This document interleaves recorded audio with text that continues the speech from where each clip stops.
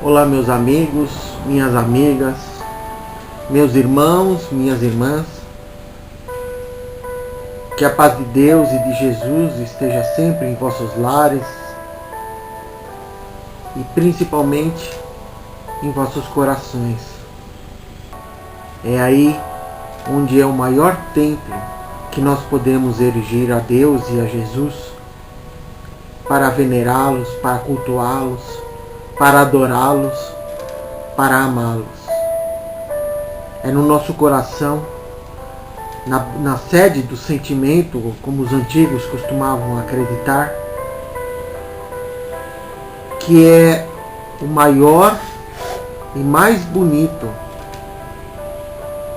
edifício que o ser humano pode edificar por amor a Deus.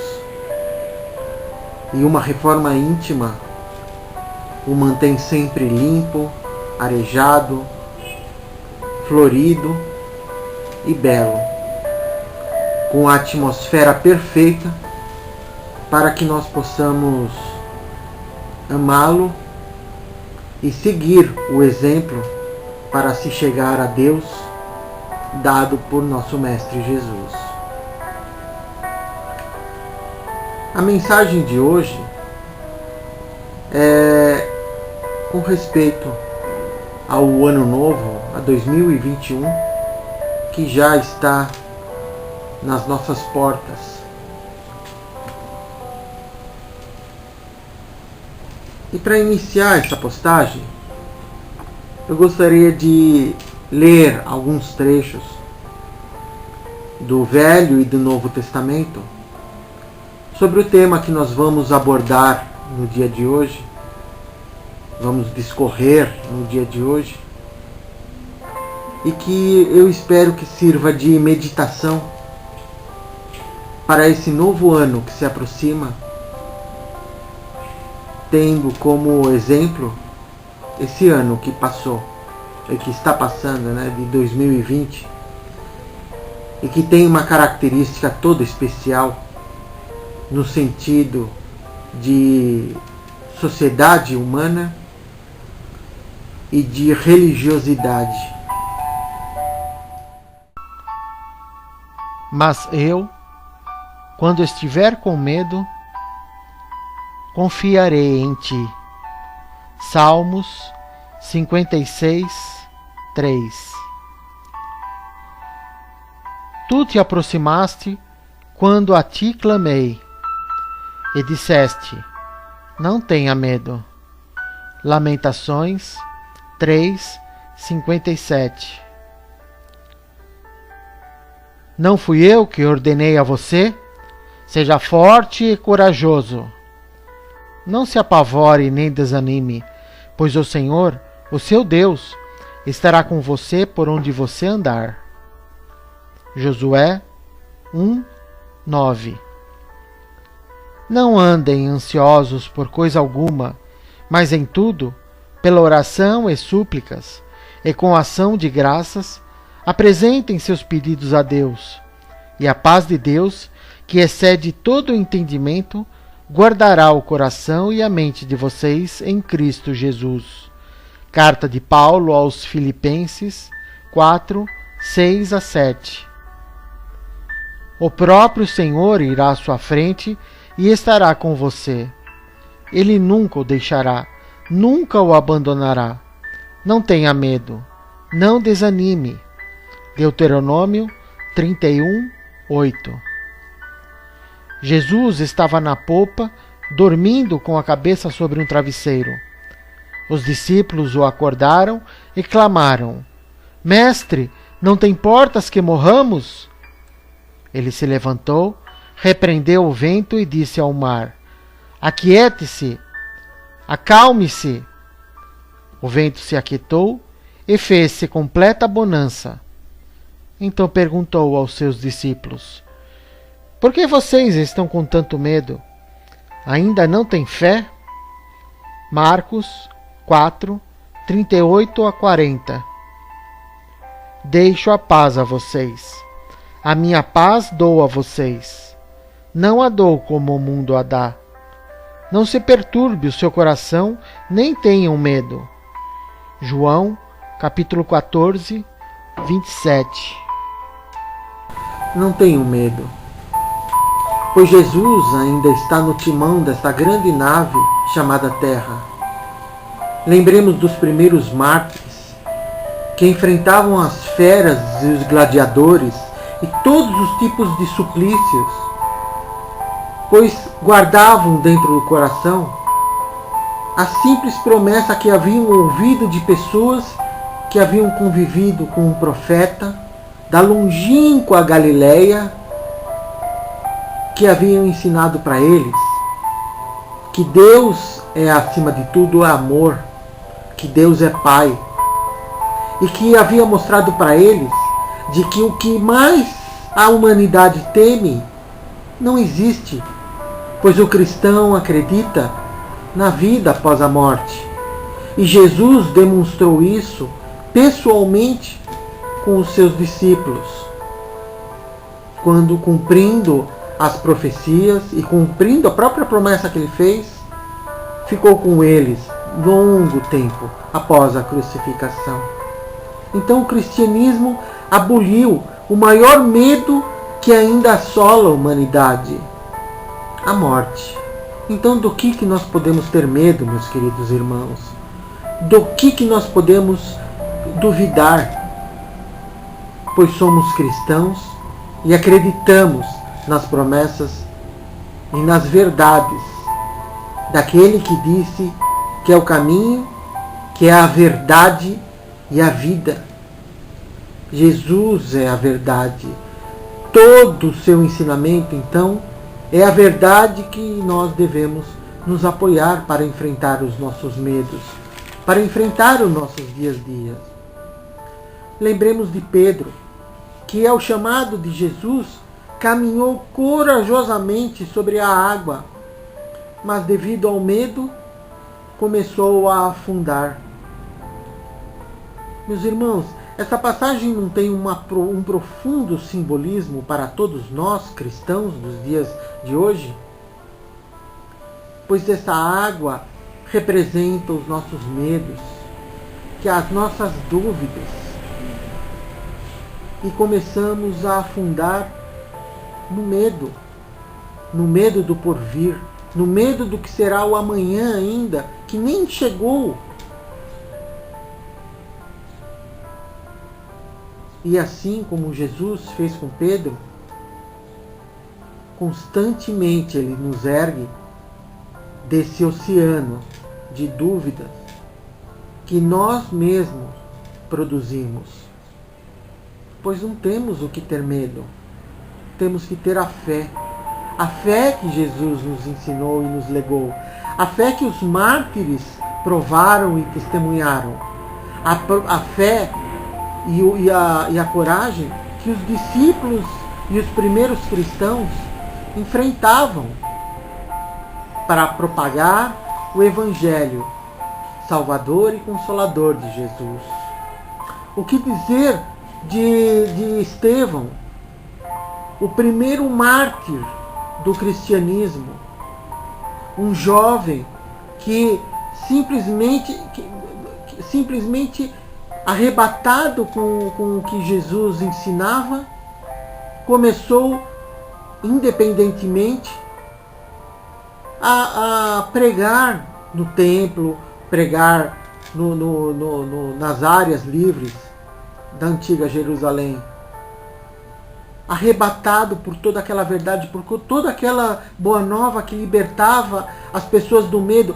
Imaginem a alegria que ele sentia quando ouvia Jesus e quando finalmente pôde propagar o seu evangelho, propagar a sua boa nova aos quatro cantos. E quem quisesse ouvir. Jesus havia acabado de ser crucificado e enfrentou com coragem as pedras que o mundo lança sobre todos aqueles que não têm medo e enfrentam as adversidades de frente. Mas alguns ainda dirão: ah, mas isso foi há muito tempo. Ok, Então vamos pegar exemplos mais recentes. Exemplos mais recentes no dia a dia de todos vocês que estão me dando a honra de ouvir-me. O que dizer então da coragem e da fé, coragem e fé dos seus pais, que no tempo deles, enfrentando feras diversas nos modernos coliseus da vida, venceram as adversidades para criar vocês, seus irmãos, ou aquelas pessoas que estavam sob os seus cuidados. O que dizer deles então?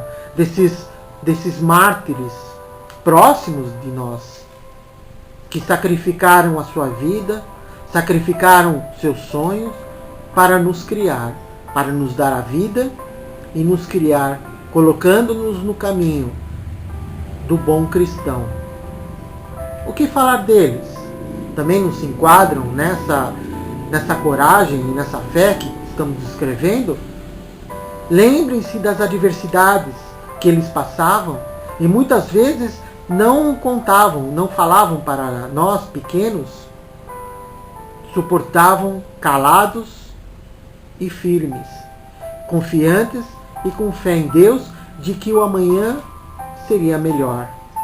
E hoje estamos aqui, testemunhando e propagando novamente a boa nova de Jesus, o Evangelho do nosso Salvador. E o que dizer dos valentes anônimos e ignorados pela sociedade que sobrevivem o dia a dia em condições abaixo da dignidade humana? No Dia das Crianças, eu estava assistindo o telejornal, o SPTV, e estava mostrando uma reportagem que a Central Única das Favelas havia feito uma festa na favela de Heliópolis, aqui em São Paulo, e a jornalista pegou uma criancinha de 7 anos e ela perguntou para essa criança de 7 anos se ela estava contente com o brinquedinho que ela havia ganho. A menininha de 7 anos disse que estava muito contente, pois aquele era o primeiro brinquedo que ela tinha ganho na vida. Como isso não vai emocionar e atingir o nosso coração em cheio, meus amigos? Como não admirar a coragem de crianças como estas, que enfrentam as adversidades, os seus medos todos os dias, e mesmo assim ainda estampam um sorriso nos lábios. É um tapa de pelica em nós todos. E vemos que fazer o bem, fazer a caridade, fazer o amor não é tão difícil como muitas pessoas dizem. Basta querer. E vencemos o medo, o nosso, e ajudamos os outros a vencerem os seus medos com simples atos, com um simples abraço, com um simples sorriso.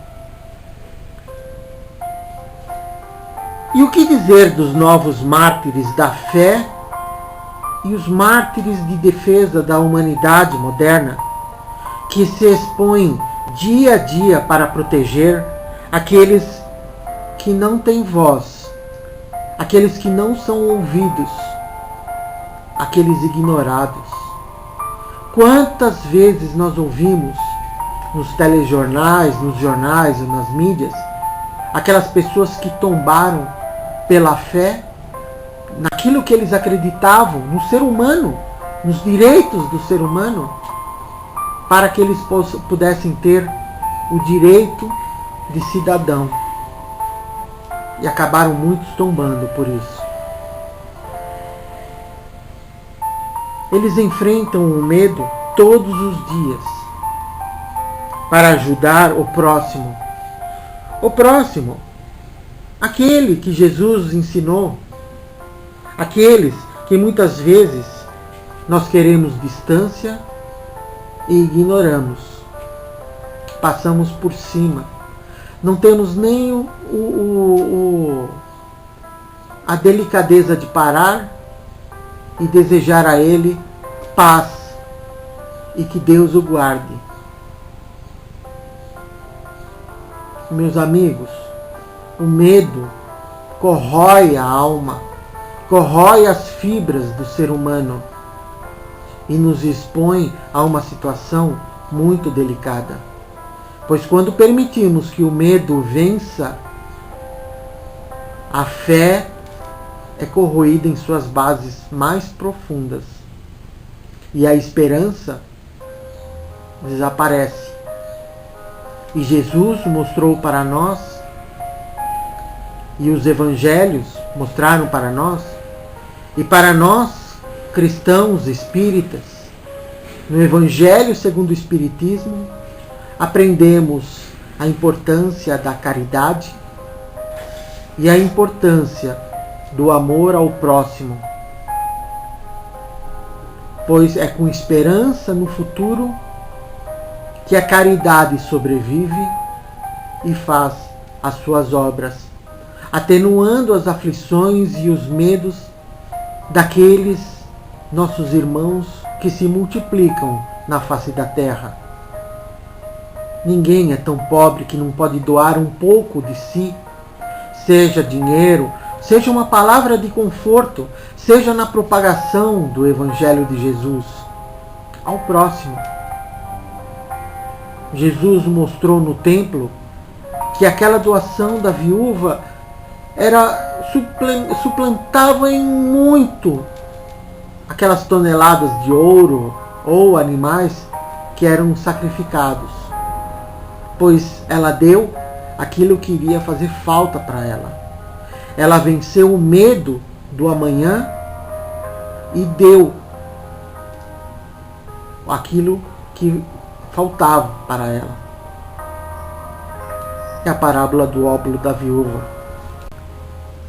Sobre esses mártires modernos, e olha, meus amigos, meus irmãos, no Brasil abundam esses seres que trabalham no anonimato em prol de um ideal ou em prol do ser humano, do seu próximo. Esses dias eu estava assistindo um documentário sobre o cardeal Dom Paulo Evaristo Arnes, que ainda está na lembrança de muitas pessoas, que era o cardeal arcebispo aqui de São Paulo. Ele enfrentava o autoritarismo em favor da liberdade, muitas vezes colocando a sua própria liberdade em jogo, a sua própria vida em jogo. Quantos, meus amigos, não tombaram para nos legar hoje a liberdade que nós desfrutamos? Quantos não tombaram para ensinar a importância da cidadania, a importância do amor ao próximo nos dias de hoje, nas terras do Brasil? Brasil, coração do mundo, pátria do Evangelho. Foi assim que é descrito o nosso Brasil entre os espíritas. No mesmo documentário, falava sobre sua irmã, a dona Zilda Arnes, que encabeçando uma campanha muito simples na época. Para nós, hoje sim, fala assim, poxa, que campanha simples. Mas na época não era.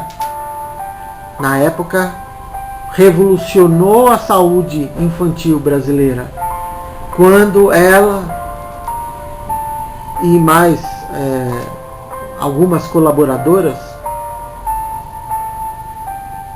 implementou o soro caseiro que salvava vidas, pois as crianças nessa época morriam às dezenas, aos milhares de desnutrição.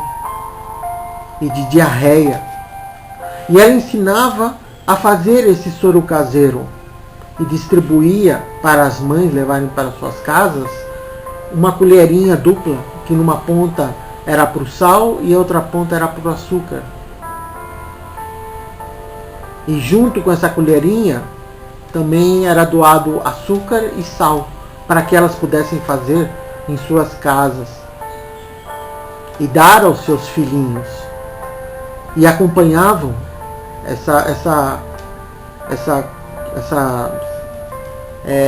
esse agrupamento de veneráveis senhoras, acompanhavam o crescimento das crianças que estavam tuteladas sob suas asas e tuteladas sob o manto de Nossa Senhora. Como não se emocionar numa situação dessas, meus amigos? Que podemos ver através dos documentários essas pessoas que enfrentavam seus medos, e que não eram poucos, para doarem um pouco de si aos seus próximos. Aquelas pessoas que estão ao nosso redor e que vivem, melhor, sobrevivem com o medo o dia a dia. Então, meus amigos, essa é a mensagem que eu queria passar de Ano Novo. O medo e o cristão. Não tenham medo, pois assim como Paulo enfrentava as adversidades para propagar o Evangelho por todo o mundo pagão, e é a ele graças que nós, que somos descendentes de portugueses, de europeus em geral, é graças a ele e ao Pedro que, enfrentando seus medos, propagaram o Evangelho no Império Romano. E imaginem o medo que não pairava sobre suas cabeças diariamente, pois o cristianismo era uma doutrina, era uma religião proibida dentro do Império Romano. Isso me fez lembrar, quando estive em Portugal, que na época do totalitarismo, os espíritas também eram proibidos de se reunir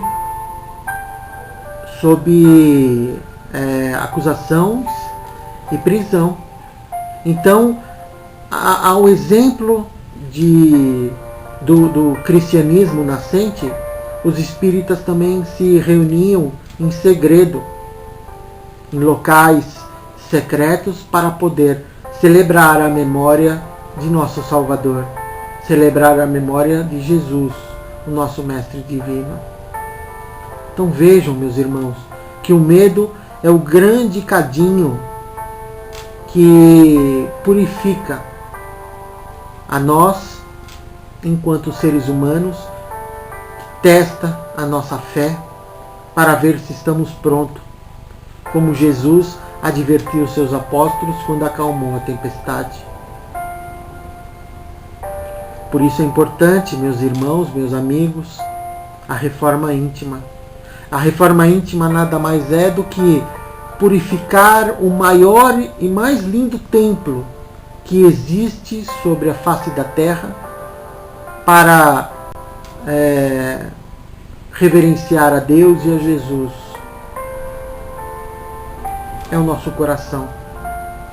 Então precisamos fazer essa reforma íntima e tirar do nosso coração esses detalhes, essas características que nos afastam da fé e de Deus.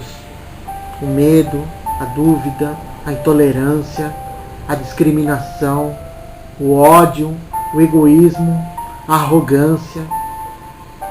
Precisamos fazer a reforma íntima e atacar violentamente esses defeitos que ainda guardamos dentro de nós. E uma vez o nosso coração, esse templo perfeito de adoração a Deus e a Jesus, estando limpo, a nossa visão fica mais pura e mais límpida para podermos ver todas essas nuances do reino de Deus ainda aqui na Terra. Muita paz a todos, muito obrigado pela atenção de vocês, um excelente e bom ano novo para vocês e todos os seus familiares, seus amigos de trabalho, seus amigos de estudo na faculdade, no colégio ou no ensino fundamental, para todos os seus vizinhos, enfim, para toda a humanidade. Muita paz a todos e muito obrigado.